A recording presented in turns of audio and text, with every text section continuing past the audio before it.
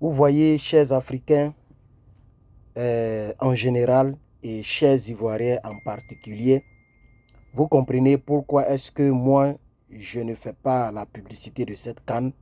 Pourquoi est-ce que je suis pessimiste concernant la CAN 2023 organisée par la Côte d'Ivoire de Dramane Ouattara. Il faut préciser, il ne faut pas dire la Côte d'Ivoire seulement.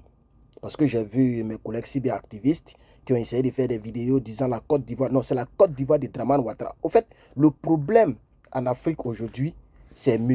Alassane Dramane Ouattara. Ce n'est pas une autre personne. Il dit aujourd'hui, le problème aujourd'hui, là, c'est Alassane Dramane Ouattara. Et son clan, ses partisans, ses ministres, ses DG, les personnes avec lesquelles il travaille, ce sont ces personnes-là qui mettent en mal notre pays. Vous voyez? Donc, c'est la Côte d'Ivoire, mais de Dramane Ouattara. C'est comme on peut dire le Burkina de Blaise Compaoré.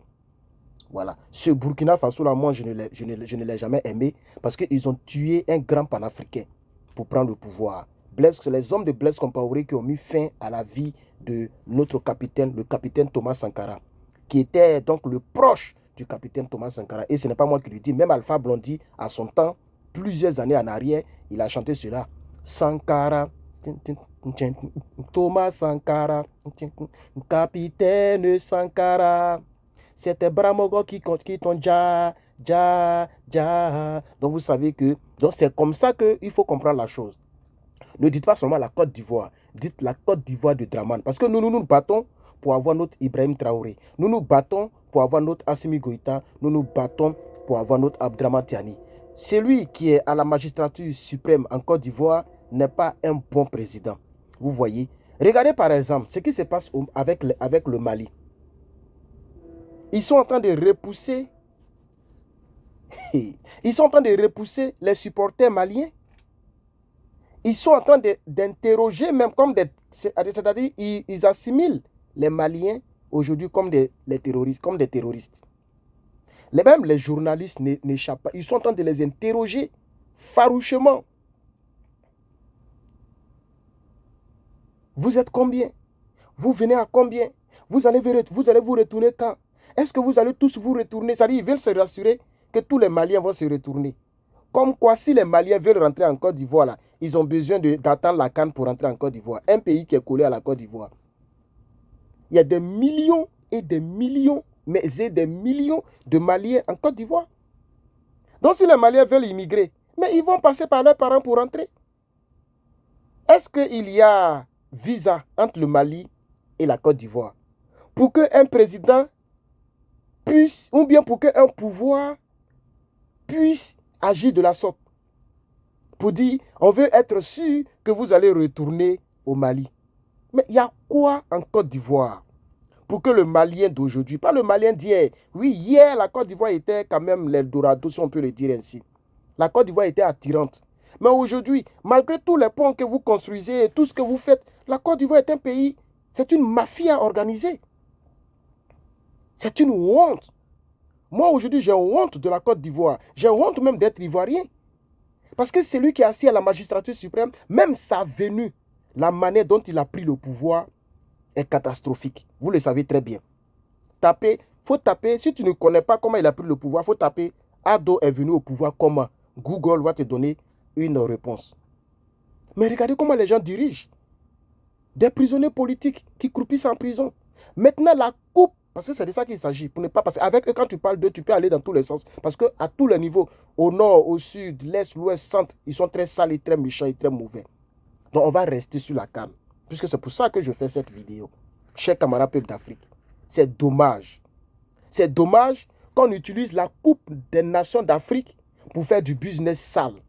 Est-ce que vous savez que les supporters donc du Cameroun, de notre pays frère, les Camerounais, n'ont pas de tickets? C'est-à-dire les tickets sont finis. C'est-à-dire eux-mêmes, le RDR, les gens de Dramane, ces maudits là, c'est eux-mêmes qui vendent les tickets et puis eux-mêmes ils achètent les tickets. Puisque c'est eux qui organisent la CAN, ce n'est pas la Côte d'Ivoire. C'est pourquoi je dis préciser Côte d'Ivoire de Dramane. C'est le RDR qui organise la CAN. Et le RDA a toujours été une mafia à tous les niveaux. La manière dont ils sont venus au pouvoir, c'est par la mafia. Des milliers de personnes sont tombées pour qu'ils prennent le pouvoir. Tout le monde le sait. La manière dont ils dirigent le pouvoir, c'est la mafia. Regardez tous les DG, c'est de leur clan.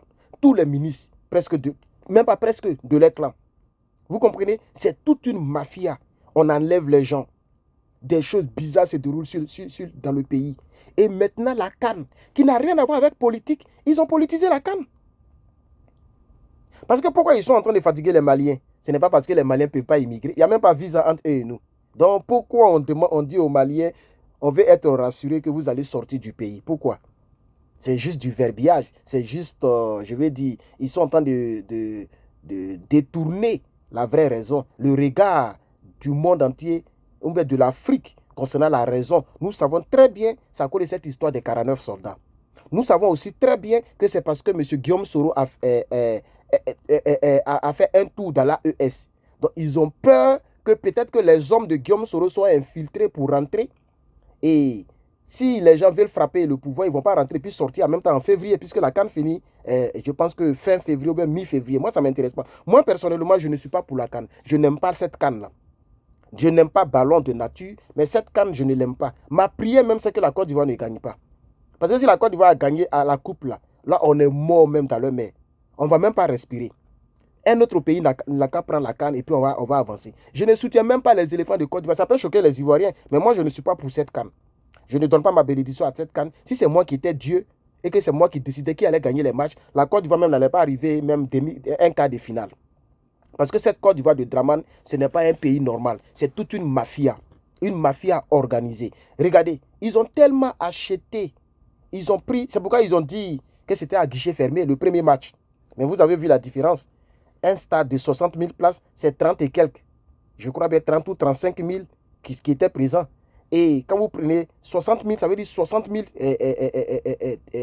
tickets d'entrée au stade. On est d'accord. C'est pourquoi, comme les 60 000 tickets ont été achetés, les gens ne savaient pas qui a acheté, ils ne savaient pas qu'il y avait la mafia derrière. Donc les gens ont proclamé que c'est à guichet fermé. Mais on a vu qu'il y a plus de 25 000 places vides. Regardez le deuxième match avec le Nigeria, si je ne me trompe pas. Il y a eu combien? 6 500, 8 500, entre 8 000 ou 6 000, je ne sais plus trop. 8 500 ou 6 500 places disponibles. Donc vous voyez, il y a eu 8 500. Le match est donc le match qui s'est déroulé avec, je ne sais pas, c'était quoi, Nigeria et puis quel pays là. Moi, il dit ça ne m'intéresse pas. Vous voyez, et vous avez vu la sortie du frère Apuchou qui a dénoncé cette mafia. Vous voyez, il était obligé de dire le président Ouattara travaille parce qu'il dit je ne suis pas politique. Moi, je ne suis pas politique. Il est obligé de parler avec neutralité. Il ne peut pas attaquer le gouvernement directement. Enfin, vous savez que les gens qui font ça, c'est les membres du gouvernement. Les ministres, les DG, les gens qui ont l'argent, ils ont acheté tous les tickets pour pouvoir les revendre. Comment un ticket qui coûte, par exemple, 500 francs, on le revend à 40 000. Un ticket qui coûte 10 000 francs, on va ça à 75 000. C'est ce que les gens font à Abidjan. Ce n'est pas moi qui l'ai dit. C'est ce que les gens font à Abidjan et ce n'est pas normal. Ils se servent de la CAN pour fatiguer les Africains. Ils se servent de la CAN pour faire, comment on appelle ça? Comment on appelle ça? Venez, vous allez voir. Je vais vous montrer quelque chose ici. Regardez par exemple concernant les Camerounais. Je vais retourner la caméra. Voilà. Donc essayez de regarder ça. Les Camerounais sont fâchés.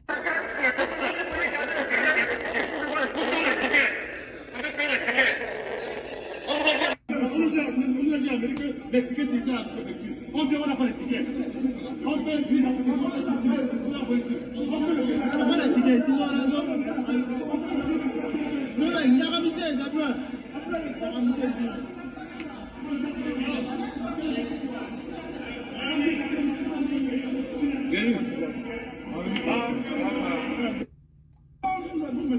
Regardez comme couverture à Abidjan. Le stade de 10 personnes vont être aux enchères. C'est quoi cette histoire? Au Cameroun, il y avait les guichets de vente. Vous voyez? Je ne sais pas si. Attends, il a rapproché le BAF. Voilà. Ils disent au Sénégal, quand nous on organisait, il y avait des guichets de vente de tickets.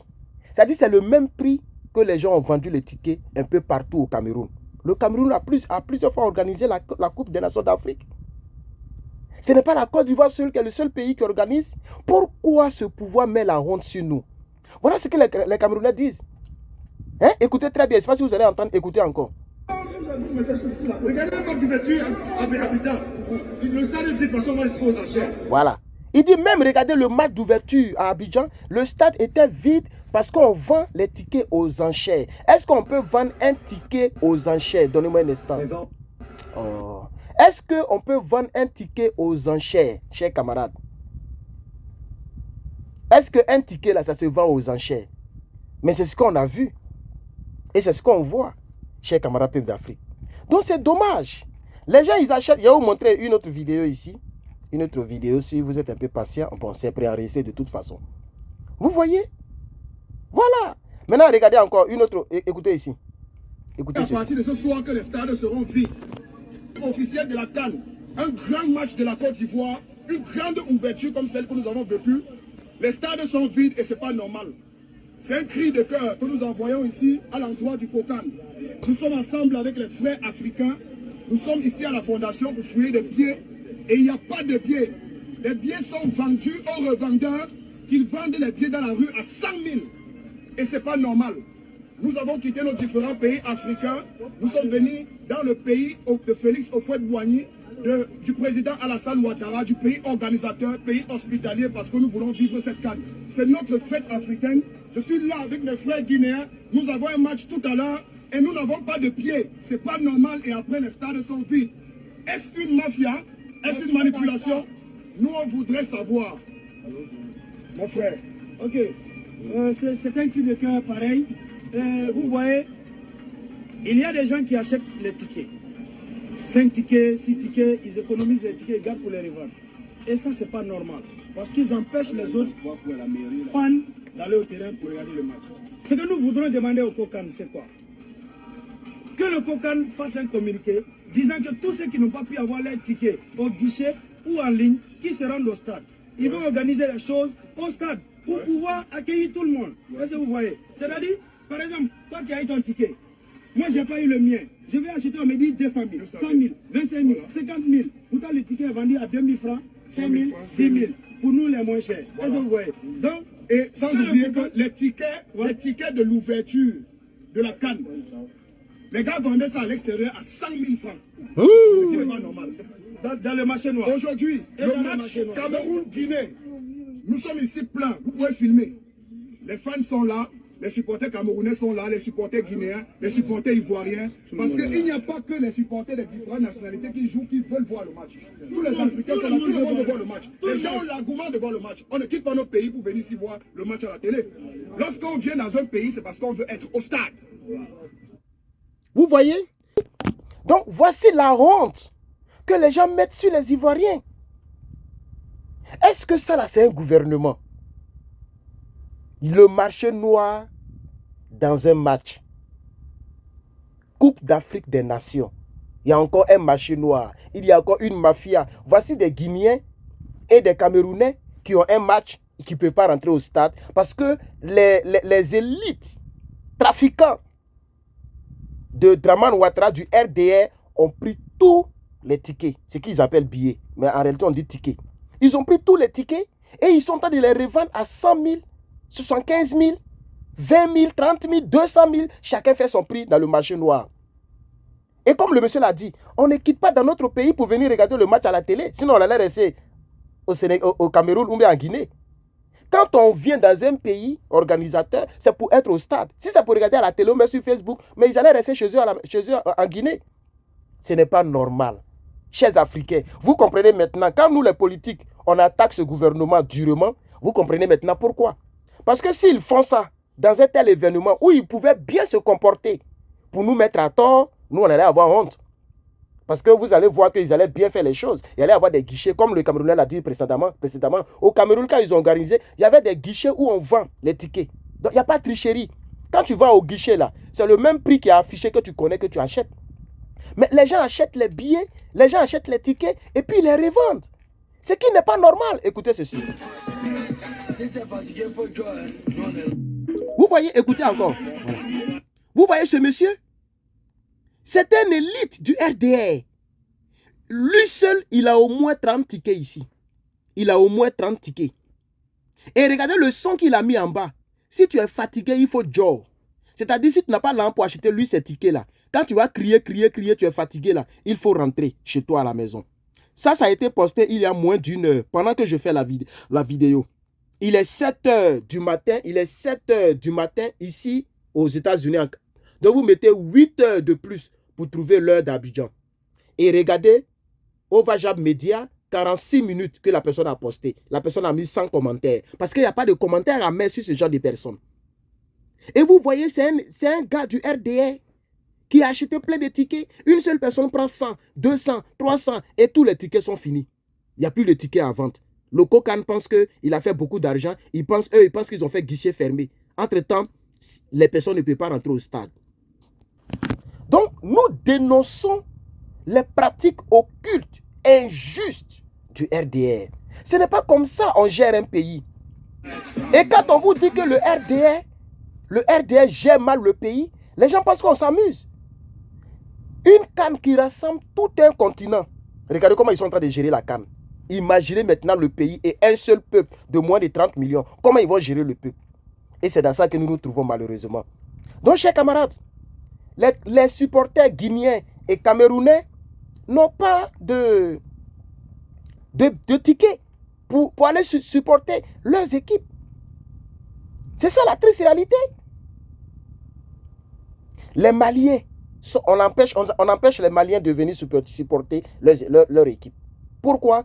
Parce que il y a eu un contentieux bizarre entre le Mali et la Côte d'Ivoire à cause des 49 soldats, ou bien parce que Guillaume Soro se promène dans l'AES, ils ont peur qu'on les attaque. On ne sait pas ce qui se passe, mais ce que nous savons, c'est que les Maliens sont durement interrogés comme les terreaux. Donc, je ne vais pas aller plus loin. Voilà ce que je voulais quand même dire concernant la CAN. Je pense que ce n'est pas bien. Ce n'est pas bien cette manière de gérer le pays. Ce n'est pas bien. Le RDF fait honte à la Côte d'Ivoire.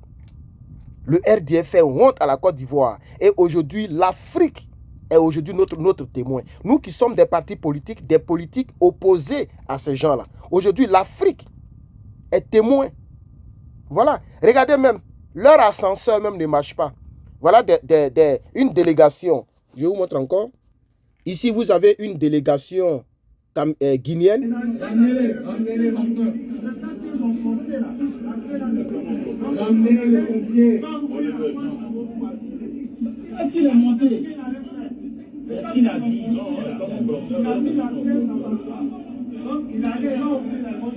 C'est le technicien? Il va trouver la solution. Je pense qu'il faut se calmer. Voilà. Tout le monde est au courant.